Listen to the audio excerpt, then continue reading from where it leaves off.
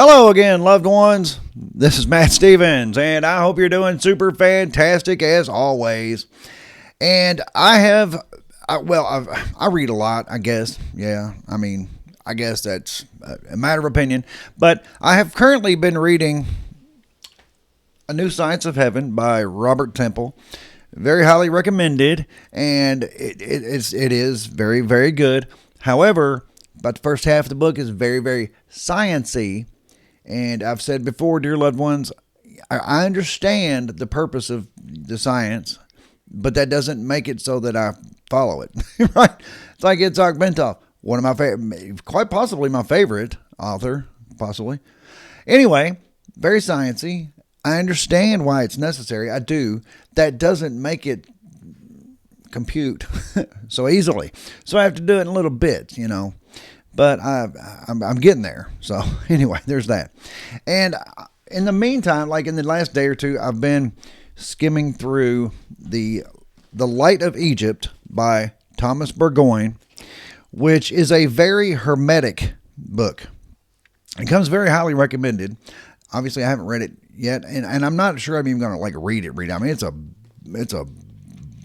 book. I mean, it's a booger of a book. It's two volumes. There's two books in one here, but it is very hermetic.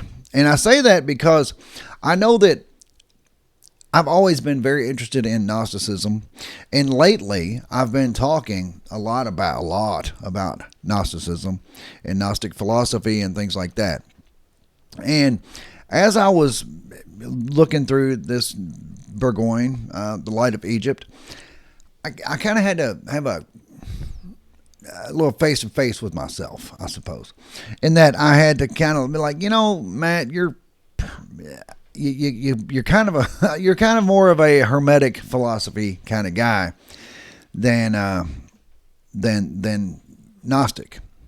And I'm like, yeah, I guess I like Gnostic philosophy. I like it, but I probably resonate more with Hermetic philosophy. And they're very similar in a lot of ways, and in a lot of ways they do a little crossover, But as I've been going through this, I was like, yeah, you're definitely more of a Hermetic kind of guy. So, and that's okay. I'm kind of at peace with that. It's like, that's awesome, because then I don't have to try to explain other things that just don't fit with my personal philosophy, I suppose. But as I'm skimming through The Light of Egypt, I'm running across a lot of Hermetic stuff, and I'm like, wow, I'm going to go back and break out the old overview field guide, I suppose, the Hermetic field guide, the Kybalion, which is it's a very short book. If you don't have it, I recommend it. But if you do get it, skip the introduction and all that, because, well, it's not, you can read the introduction. I say that because in a lot of books, I feel like people get lost before they even begin, because they read the introduction and the preface and all of this stuff, and it's usually stuff that they're not even really familiar with yet until they read the book. I've caught that with myself in some instances. I'm like, just go ahead and cut to the chapter 1, first of the book, then later go back and look at the introduction. Anyway, that's just a little tidbit, like a amateur pro tip for me. For me. Hey, by the way, dear loved ones, if you have not yet hit the like button, please do that. If you have not yet subscribed, please do that. I would really appreciate it very much.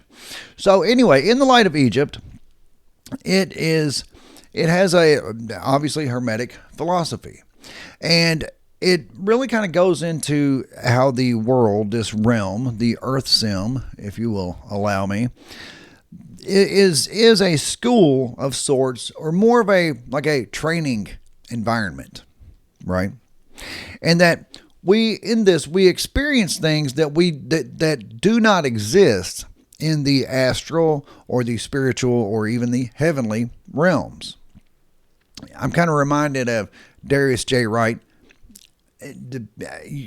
Regardless of what your opinion may be of his, I don't really have one. I don't know. It seems a little fantastical at times, but anyway, he says that we are in this realm to experience that which we are not on the outside. Now that is very that's profound and very, I like that in its simplicity of explaining this existence.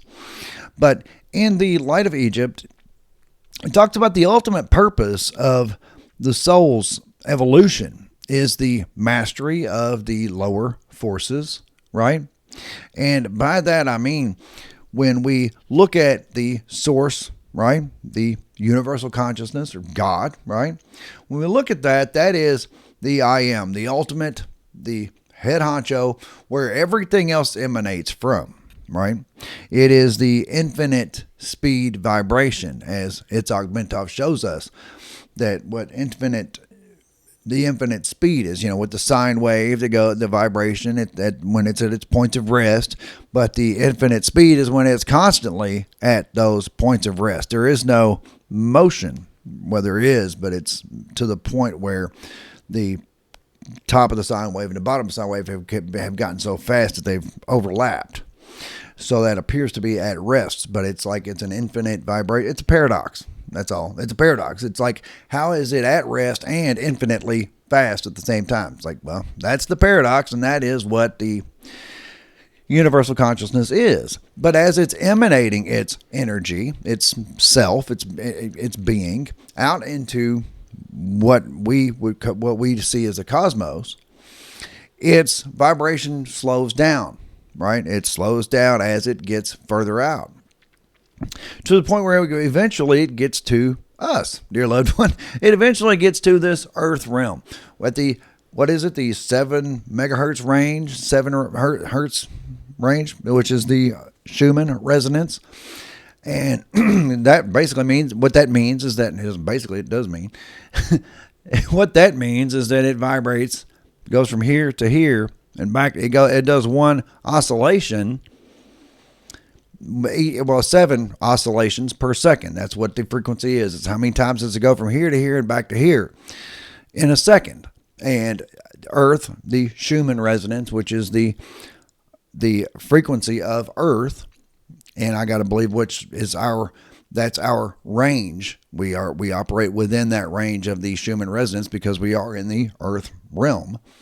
But so that means, so as Itzhak Bentov points out, he's like, so we are at rest. Our vibration is at rest seven times. Well, it's actually 2 points of rest per oscillation, and it oscillates 7 times per second. So our vibration comes to rest 14 times per second, which means we are at, just like in God mode, 14 times per second. In a way, but it's just, that's when we are at our vibration is at rest, and we blink out of this physical existence. Of course, it happens so fast, literally 14 times per second, that we don't even notice it. But we are here getting back to this, dear loved one. The ultimate purpose of the soul's evolution is the mastery of lower forces, because we are in the lower force realm, but we are still we are still able to manipulate the quantum field. So it is our development of our consciousness also to learn to master the quantum field, to manipulate quantum energy, to manipulate it so that we can manifest a reality of our own. And you, dear loved one, as an individual unit of consciousness, when you become aware of all of these things, that's when you can, by yourself and for yourself, manipulate the quantum field. Because as I've said many times, the human collective operates as one unit of consciousness. It's maybe made up of 7 billion divine sparks, but they are asleep at the wheel. They're not fully conscious and aware. So they just kind of go along with the entire human collective. And they are manifesting a reality. It's not a very desirable one. That's why we look at the state of the world and think, yeah, no, yes, no, don't want that one. But when we become awakened to the fact, and that's, as I've said many times, that's when we can separate our individual unit of consciousness and do the same thing. We can manipulate that quantum field to manifest a reality that is far more desirable to you. And it is kind of separating yourself from the pack. And that's fine. And will you be leaving your loved ones? I mean, not exactly. You'll still exist around them. In fact, you may, by leading by example, wake some of them up so that they'll do it for themselves. And along the way, we develop higher consciousness, an eventual spiritual realization, which would be, I guess, the fully awakening, when we would ascend or graduate out of this physical realm. Because human existence is just a part of a very long evolutionary journey of consciousness. You, the individual unit of consciousness, are on a very long individual but evolutionary journey. As I said, the universal consciousness, the source, is emanating its energy. Somewhere in there is you. I got my woo hands all up in the camera. Somewhere in there you are. Somewhere in there I am. All of us are there. And as you raise your vibration, as you learn and evolve more, you return up. You raise up in vibration back eventually. And as I said, it's a very long journey. Of course, that's looking at it from a very earthly, time sensitive way. When we look at it that way, it's like, yeah, it's very long. It's a very long evolutionary journey. But when you're looking at it from outside of time and space, there is no long. It just is. It's just a state of being. It's just an isness, right? It just is. It's just being. However, when we're in this earthly realm where we do experience mortality, so there is a beginning and an end, it seems like a very, very long and arduous task, right? Because where we have many lifetimes, many cycles of lifetimes, I would assume, to where we are eventually. But this one's great because we are awakening in this one, and we are learning how our true nature, finally, right, and our higher self is finally elevating up, and eventually will return back to the source. Of course, that's a long way off, I suppose. But anyway, that it's just as I said, I was reading through, kind of skimming through the Light of Egypt, and yeah, I kind of had a little talk with myself. It's like, Matt, you're more of a Hermetic kind of philosophy guy than you are the Gnostic. But there's nothing wrong with Gnostic. I'm like, I can still study Gnostic philosophy. Yes, I absolutely can. So I will continue to do that. But one interesting little tidbit in here, though, regarding manifesting reality is, and this is a direct quote from the book that I wrote down that I thought was pretty good. It says, everything that is the outcome of divine thought. Now, I know that's not necessarily that profound, except also in that section of the book, he was also talking about the law of correspondence and how cause and effect, if we really look at it in this way, it's very cool. But cause and effect is the same thing like spirit and matter. Spirit being the cause, spirit being the cause, and matter being the effect. Excuse me, dear loved one. So I thought that was pretty, I liked that correlation, I suppose, the analogy, I guess. But the cause and effect is spirit and matter. What you do with your spirit causes the matter to happen, and that's what you're going to witness in this earth sim, in this life where you are in the physical. That's pretty good way of looking at it, I believe. So anyway, dear loved one, yeah, I'm looking at I can't necessarily personally recommend The Light of Egypt by Thomas Burgoyne, although it has been recommended to me on very good authority. So if you're interested, but if you don't have your copy of the Kybalion, you need to get it. And I got this. I don't know if this book is going to be complete garbage or not. I do know that whenever I talk about the simulation and resets, I kind of get crickets from you guys. So maybe, but I'm looking to this. It could be this Forbidden History Band Maps by Ben Wilder. Don't know anything about it. It could be complete garbage. I don't know. Although I do know it talks about the Peri-Reis map, which I have mentioned, and the Orontius Phineas map, which I've also mentioned, which are fascinating because, like, for example, the Piri-Reis map was put together in the 1500s, pieced together by taking pieces from other maps, much older maps, and it had the Antarctic coastline on it, which is way before it was officially discovered.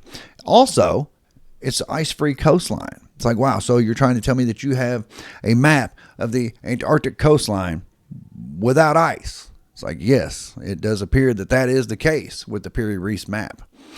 So, anyway, that's what I'm getting into here. And can it relate to my simulation and reset theory? Who knows? Who knows, dear loved one? But if you have not hit the like button, please do it. If you have not subscribed, please do it. Let me know in the comments what you think. Do you kind of tend to be more of a Hermetic or Gnostic, or don't know, don't care? Let me know what you think. Anyway, that's what I got for you, dear loved ones. I love you, I really do. And I will be back directly.